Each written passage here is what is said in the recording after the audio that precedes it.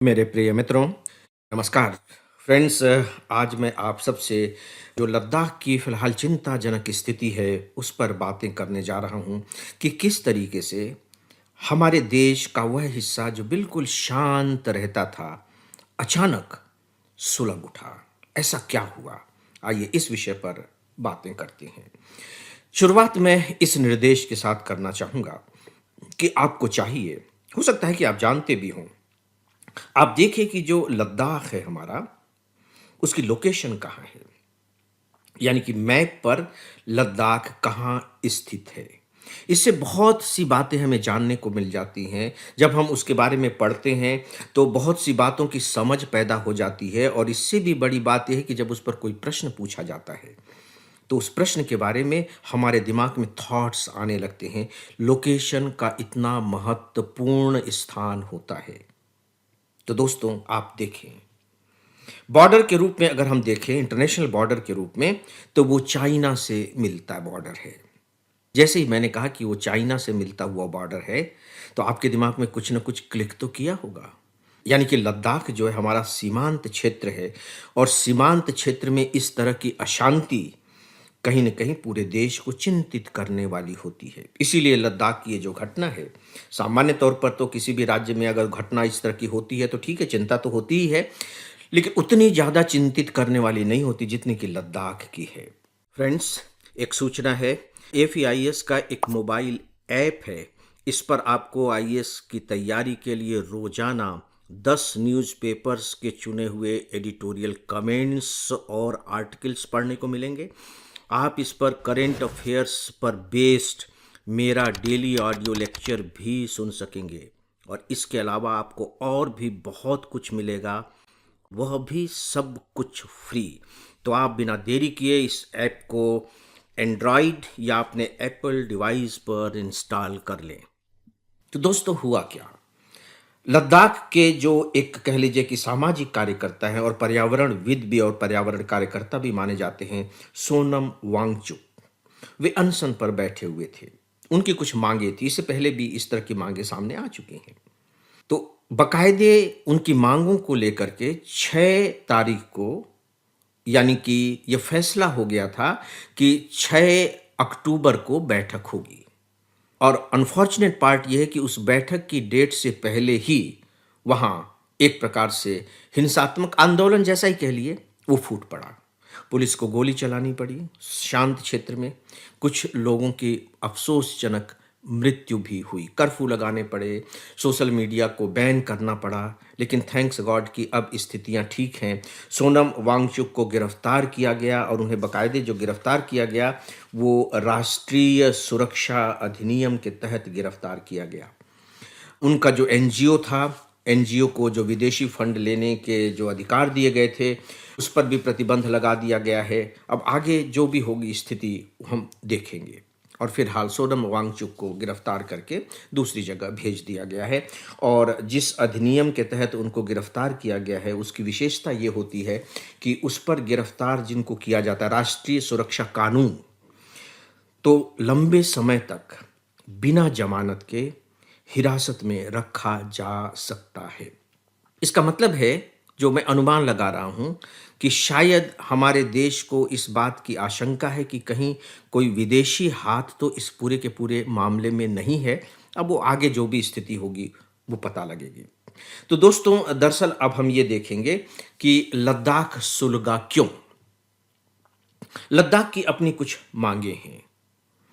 कुछ मांगे पहले थीं, उनमें से काफ़ी कुछ पूरी की जा चुकी हैं, लेकिन अभी भी जो 4 मांगे हैं, वो पूरी होनी हैं। उन पर विचार करने के लिए ही अक्टूबर में बैठक होने वाली थी। तो आपके दिमाग में ये 4 मांगे बहुत स्पष्ट रूप से होनी चाहिए कि उनकी मांगें क्या हैं। आपको मालूम होगा कि जो लद्दाख है, इससे पहले जम्मू कश्मीर राज्य का हिस्सा था। बाद में जब जम्मू कश्मीर से अनुच्छेद 370 हटाया गया, तो लद्दाख को भी केंद्र शासित प्रदेश बनाया गया, यानी कि अब लद्दाख बाकायदे केंद्र शासित प्रदेश है। ठीक है? तो पहली मांग तो उनकी यही है कि लद्दाख को पूर्ण राज्य बनाया जाए। ठीक है, चलिए, लद्दाख को पूर्ण राज्य बनाया जाए। यदि लद्दाख को पूर्ण राज्य बना दिया गया तो आप ध्यान रखिएगा कि हमारे देश का सबसे कम आबादी वाला यह राज्य होगा। अभी सबसे कम आबादी वाला राज्य सिक्किम है, जिसकी आबादी लगभग 6 लाख के आसपास है, और लद्दाख की आबादी पौने 3 लाख के बीच में है। ये आप केवल आपकी जानकारी के लिए। दूसरी जो मांग है वो है कि संविधान की 6ठी अनुसूची के तहत इसे संवैधानिक सुरक्षा दी जाए।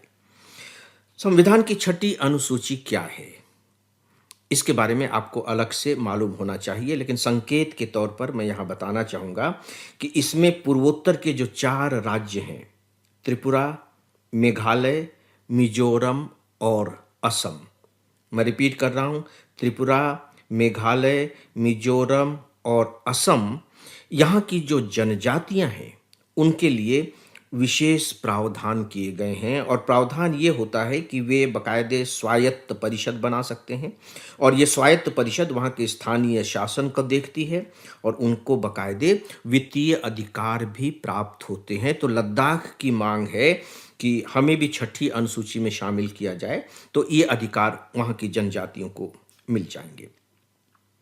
जो तीसरी मांग है वो है कि कारगिल और लेह, ये यहाँ के 2 जिले हैं, कारगिल और लेह, इन दोनों की अलग अलग लोकसभा की सीटें हों।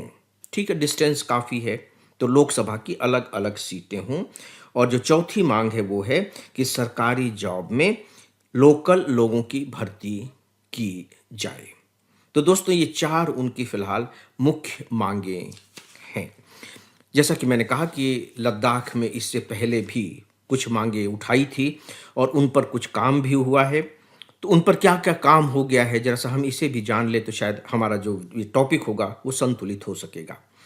देखिए, 1-2 बातें तो थी जिनके लिए मीटिंग होनी थी, जैसे कि 6ठी अनुसूची में शामिल किया जाना, राज्य का दर्जा दिया जाना, इस पर गतिरोध चल रहा था, तो इसी के लिए मीटिंग होनी थी। कुछ चीज़ें बाकायदे प्रक्रिया में हैं, जैसे 4 जिलों के गठन की मांग पहले की गई थी कि 4 जिले बनाए जाएं, तो उसके गठन की मांग की प्रक्रिया जो है ना अंतिम दौर में है। और लद्दाख में जो अनुसूचित जनजातियां हैं उनके लिए आरक्षण को जो पहले 45% था बढ़ा करके 84% कर दिया गया है, और इस तथ्य को मैंने डेली ऑडियो लेक्चर में डिस्कस भी किया था। अब आप देखिए कि 45% से बढ़ा करके 84% कर दिया गया है, तो ऑलमोस्ट 84% मतलब क्या है, 100% से तो थोड़ा सा ही पीछे है। पंचायत में महिलाओं को 33% का आरक्षण दिया गया है। चलिए ठीक है, पंचायत में तो 33% का आरक्षण लगभग पूरे देश में है ही। अगली मांग जो उनकी बाकायदे मान ली गई है वो है कि वहाँ की 2 भाषाएं, भोटी और पुर्गी, उन्हें आधिकारिक भाषा घोषित किया जा चुका है। जहाँ तक सरकारी भर्ती का सवाल है, तो 1800 पदों के लिए भर्ती प्रक्रिया शुरू हो गई है, और अलग से लोक सेवा आयोग के गठन पर भी विचार किया जा रहा है। यानी कि कुछ बातें हैं उनकी जो मांगों से जुड़ी हुई हैं वो पहले से ही प्रक्रिया के अंतर्गत हैं। 2 बातें जरूर जिन पर अभी गतिरोध है, उन्हीं पर यह बातचीत होनी थी, लेकिन दुर्भाग्य से वहाँ यह आंदोलन उठ खड़ा हुआ, जिसने कहीं न कहीं थोड़ा सा हिंसा का भी रूप ले लिया।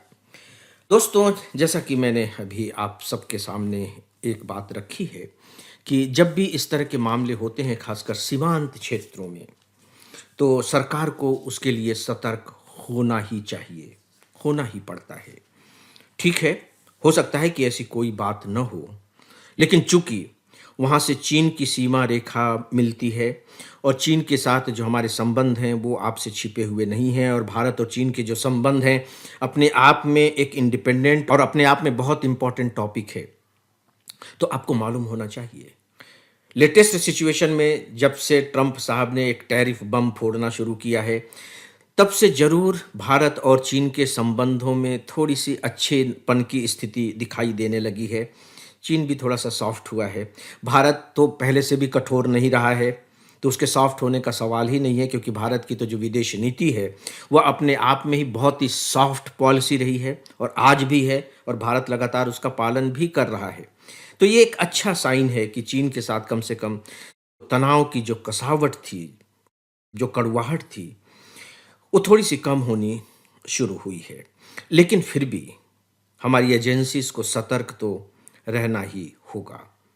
तो एजेंसियाँ अपना काम कर रही हैं, सतर्क हैं और फ़िलहाल वहाँ स्थितियाँ फिर से सामान्य होनी शुरू हो गई हैं। देखते हैं कि आगे जाकर के स्थितियाँ क्या बनती हैं, लेकिन कुल मिलाकर के इसका जो सबसे इम्पोर्टेंट पॉइंट है आज के इस लेक्चर का, वो ये है कि उनकी क्या-क्या माँगें हैं। और आप विचार कीजिएगा कि उनकी जो माँगें हैं, वो कितनी जस्टिफाइड हैं और कितनी जस्टिफाइड नहीं हैं, और जस्टिफाइड हैं तो क्यों हैं और नहीं हैं तो क्यों नहीं हैं।